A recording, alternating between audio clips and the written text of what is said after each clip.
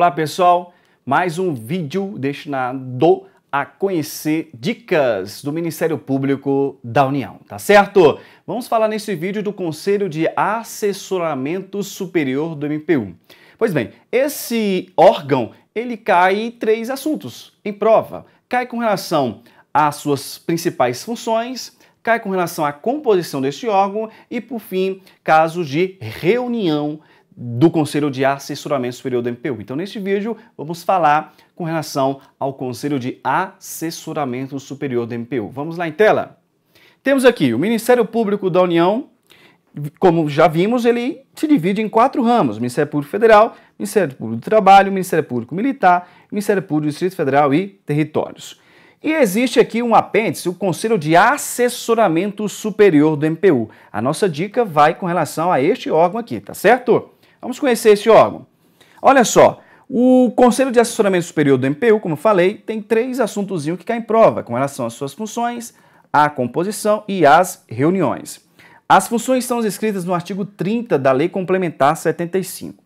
Vejam só, é Conselho de Assessoramento. Se é Conselho de Assessoramento, basicamente as suas funções básicas é de propor, de assessorar, de opinar determinados assuntos de interesse do Ministério Público da União. Então, o artigo 30 fala que o Conselho de Assessoramento Superior do MPU deverá opinar, tá certo? O Conselho de Assessoramento Superior do MPU deverá opinar sobre assunto de interesse geral do MPU, tá certo? Sobre assunto de interesse geral do MPU.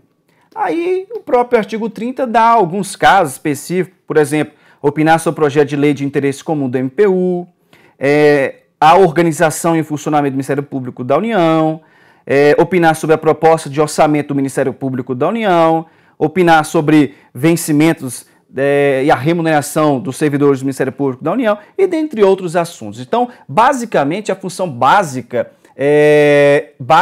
do Conselho de Assessoramento é opinar sobre assuntos de interesse geral do Ministério Público da União. Aí inclui projeto de lei, orçamento e tudo mais. Perfeito?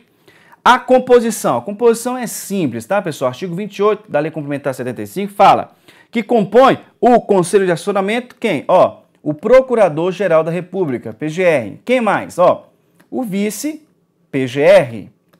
Ainda, o Procurador-Geral do Trabalho, o Procurador-Geral da Justiça Militar e o Procurador-Geral de Justiça.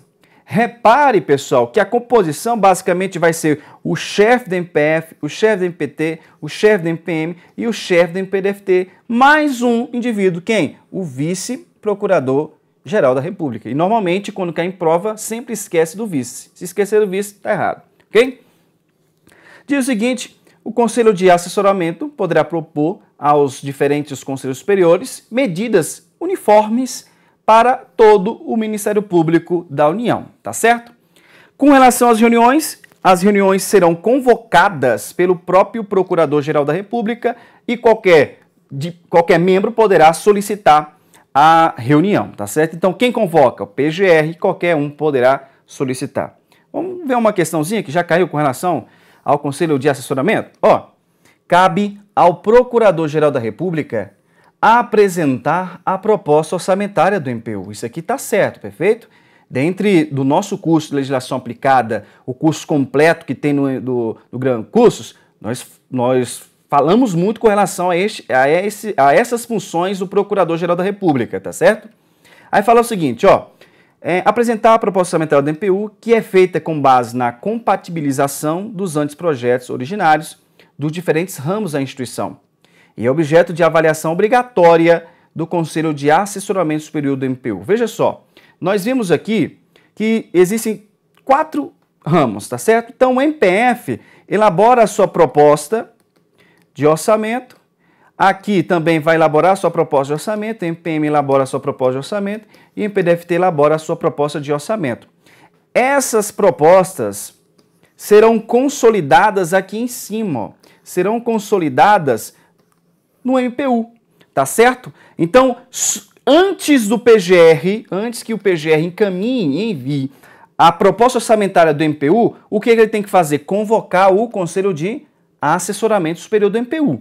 tá certo? O artigo 30 fala, ó, o Conselho de Assessoramento deverá opinar, ou seja, uma avaliação obrigatória do Conselho de Assessoramento Superior do MPU. A questão está correta, certíssima. Perfeito, pessoal?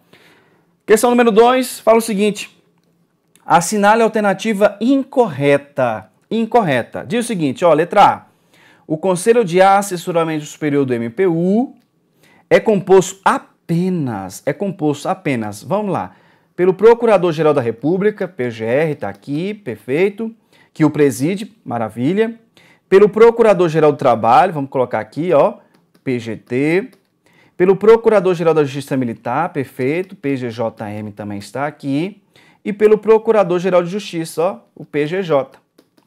Faltou alguém? Faltou sim. Faltou quem? O vice-PGR. Então, essa é a questão errada, ok? Essa é a questão errada, perfeito? Então, pessoal, a letra B fala que qualquer membro do Conselho de Assessoramento poderá solicitar reuniões. Nós vimos que sim, tá certo? O Conselho de Assessoramento Superior do MPU deverá opinar, dentre outras matérias, sobre a organização e o funcionamento da Diretoria Geral e da Secretaria do MPU, também está correto. E o Conselho de Assessoramento Superior do MPU poderá propor aos Conselhos Superiores dos diferentes ramos do MPU medidas para uniformizar os seus atos. Também está correto. Então, a única que está errada é a letra A, de aprovação no Ministério Público da União, tá certo? Fechamos mais um vídeo, mais uma dica para o MPU, tá certo? Até mais breve.